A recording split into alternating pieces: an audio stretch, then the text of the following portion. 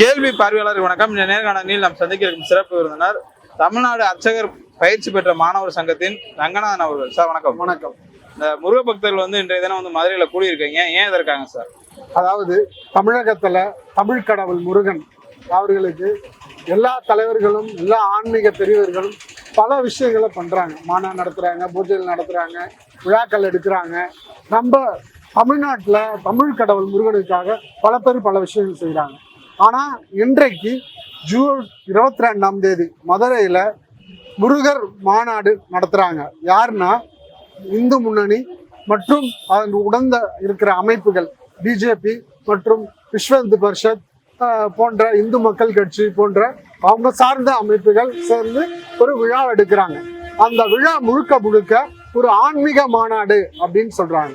இது ஆன்மீக மாநாடு கிடையாது, முழுக்க அரசியல் மாநாடு. இவங்க யாருக்காக இத்தனை ஆண்டுகளா ஏன் இந்த விழா எடுக்காம இப்போது திடீரென்று ஏன் இந்த விழா எடுக்கணும்? அதில் என்னுடைய கோரிக்கை என்ன அப்படின்னா, நான் இந்த மாநாடை அறுபடை வீடு அப்படின்னு சொல்லி அறுபடை வீடு முருகனுடைய சிலைகள் வைத்து கோபுரங்கள் வைத்து வழிபடணும் அப்படின்னு சொல்லி நீதிமன்றத்தில் வழக்கு போறாங்க.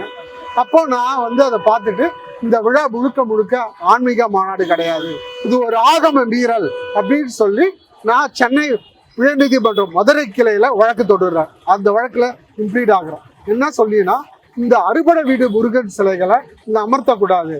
ஏன்னா நீங்க ஒரு கோயில், ஒரு திருச்செந்தூர் கோயிலோ இல்லை ஒரு பழனி கோயிலோ இல்லை ஒரு திருத்தணி முருகன் கோயிலோ இந்த போன்ற முருகன் சன்னதிகளை ஒரு பொது இடத்துல வைக்கிறோம் அப்படின்னா ஒரு கோபுரத்தோட அந்த வழிபாட்டுடைய சிலைகளை வைக்கணும் அப்படின்னா நீதிமன்றத்தில் நாங்கள் சொல்கிறோம் என்னன்னா, இந்த மாதிரி இந்த சிலைகள் கோபுரங்களை வைக்கணும் அப்படின்னா இந்து சமய அறநிலையத்துறையுடைய அறங்காவலர் குழு கிட்ட அனுமதி வாங்கணும். அறுபடை வீடுகள் நடத்துற எல்லா இதுகிட்டையும் அவங்க கிட்ட அனுமதி வாங்கணும். ஒண்ணு.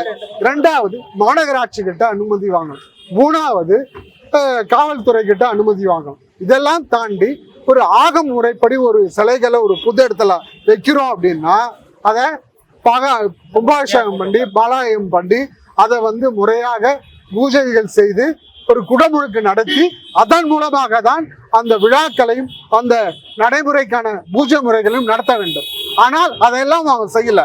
அவங்க என்ன பண்றாங்க, ஒரு ஜவுளி கடையில ஒரு நகை கடையில எப்படி ஒரு சிலைகள் இருக்கும் நார்மலா ஒரு தீபத்தை, ஆனாலும் அந்த ஒரு நகை கடையிலையோ இல்லை ஒரு துணி கடையிலையோ இருக்கிற சிலைகளுக்கு முறையான பூஜை நடக்குது.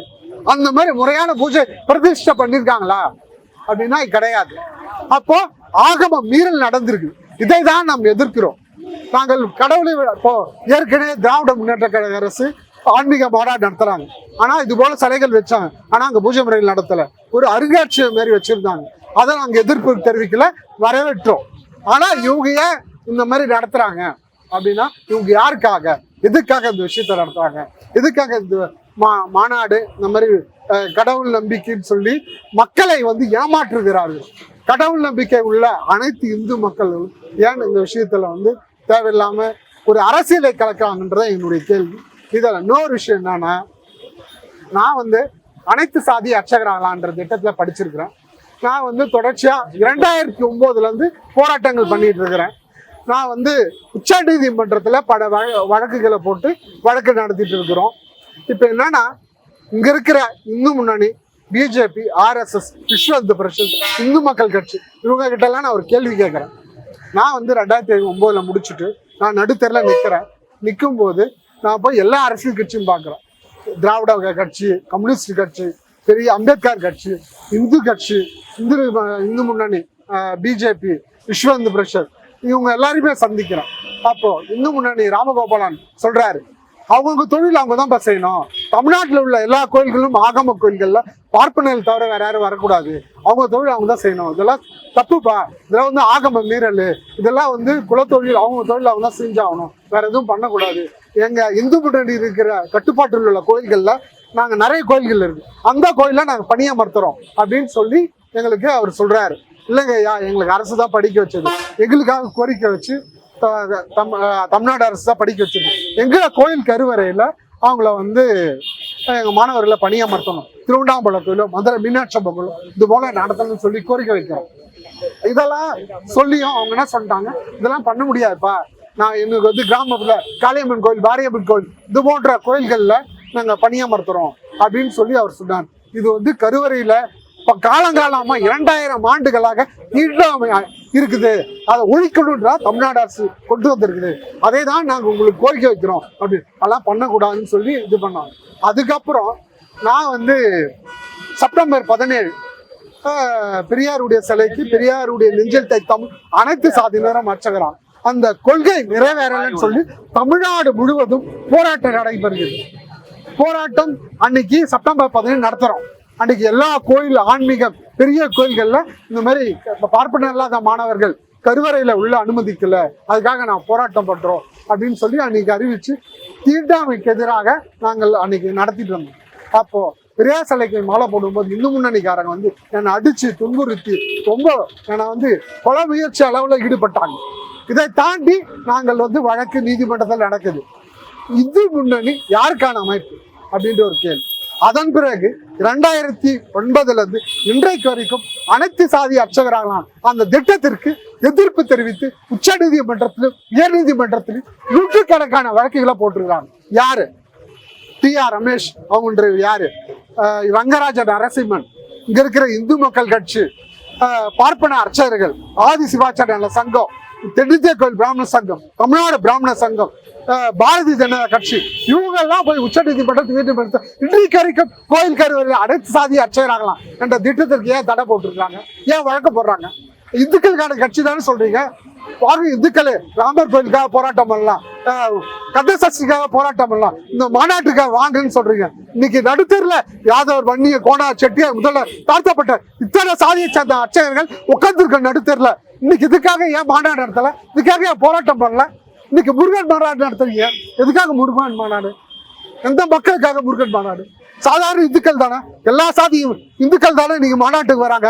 அவங்களுடைய கோரிக்கை நிறைவேற்றாம தமிழ்கடவுள் முருகனுடைய கோயில்கள்ல அனைத்து சாதி அர்ச்சகர் நிறைவேற்றுவதற்காக போராடாம நீ எதுக்கு வந்து மாநாடு நடத்துற? அப்ப இது போலியான மாநாடா, இது ஆன்மீக மாநாடா? அப்போ முழுக்க பிஜேபி, RSS, இந்து முன்னணி முழுக்க ஒரு பார்ப்பனிய மனு தர்மத்தை நிறைவேற்றணும், ஒரு சனாதனத்தை நிறைவேற்றணும் என்றதுக்காக தான் ஒரு சாதிய மத மோதலை உருவாக்க வேண்டும். இங்கே இந்துக்களும் அனைத்து மதத்திலும் ஒற்றுமையாக இருக்கிறார், அதை பிளவுபடுத்த வேண்டும் என்றுதான் இந்த மாநாட்டின் நோக்கமாக நாங்கள் கருதுகிறோம். இந்த மாநாட்டிற்கு நாங்கள் அனைத்து சாதி அர்ச்சகர் மாணவர் சங்கம் சார்பில் கோரிக்கை வைப்பது, கருவறையில் தமிழ் கோயில் கருவறைகள்ல அனைத்து தமிழ் அர்ச்சனையாக ஒழிக்க வேண்டும். கருவறையில் சுப்பிரமணியன் என்ற பெயரை நீக்கி முருகன் என்ற பெயரை கொண்டு வந்து எல்லாத்தையும் தீர்மானம் பண்ண வேண்டும்.